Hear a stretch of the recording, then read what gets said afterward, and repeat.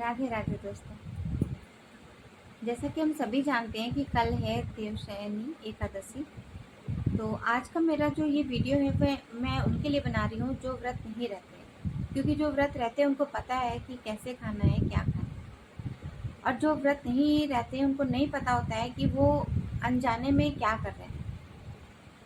तो सबसे पहली बात तो ये है कि अगर आप व्रत नहीं रहते हैं तो तब भी अगर आपके पास लड्डू गोपाल की सेवा है, और अगर सेवा नहीं भी है तब भी एकादशी व्रत ऐसा है कि अगर आप उसको ढंग से कर लेते हैं तो आपके बहुत से पाप जो हैं वो कट जाते हैं, बहुत से पाप कट जाते हैं। और आपकी एक गलती से बहुत जो पाप होते हैं वो हो भी जाते हैं हम लोगों से कहीं ना कहीं गलती से।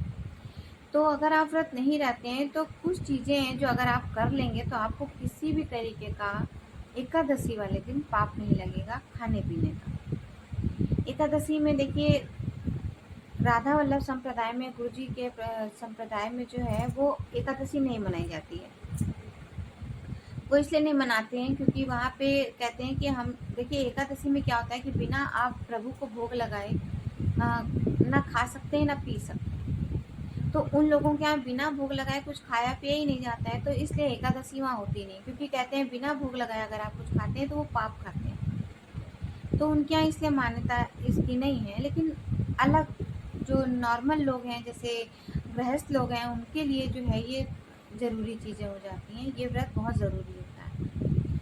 तो जो व्रत नहीं करते हैं उनके लिए मैं इतना उनको बताना चाहती हूँ, अगर आप इस चीज़ से बचना चाहते हैं कि आपको किसी तरीके का एकादशी वाले दिन पाप ना लगे, तो आपको कुछ भी खाना है, कुछ भी पीना है। जैसे जल हो गया, आपको सुबह सुबह जो पूजा करते हैं उसमें आप एक जल का चाहे बोतल हो बड़ी या फिर जग हो, वो भर के आप रख सकते हैं और वो प्रभु को भोग लगा दें।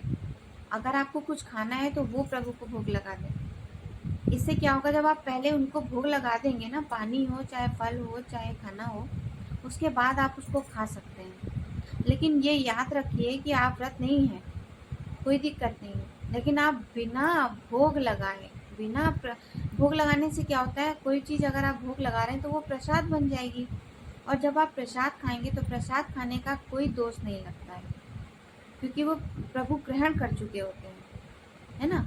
और उन्होंने जो वो जो ग्रहण कर लेते हैं फिर काहे का, फिर तो सब स्वच्छ निर्मल, है ना।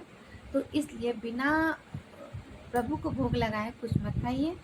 और अगर आप व्रत नहीं भी रहते हैं तो भी आपको किसी भी तरीके का कोई पाप नहीं लगेगा।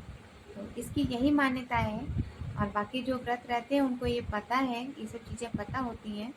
और आप, लेकिन मैं जो व्रत रहते हैं उनसे भी मैं कहती हूँ कि बिना चढ़ाए हुए फल भी आप ना खाएं। कोई भी मिठाई ला रहे हैं, कोई भी फल ला रहे हैं, कुछ भी आपने घर में बनाया है, जो भी व्रत का सामान बनाया है, पहले आप भोग लगाएं उसके बाद खाएं। तो यही कुछ जानकारी आपको देनी थी। और आप सब लोगों को एकादशी की बहुत बहुत बधाई। मिलती हूँ आप सब लोगों से के साथ एक और जानकारी के साथ। तब तक के लिए जय जय श्री राधे।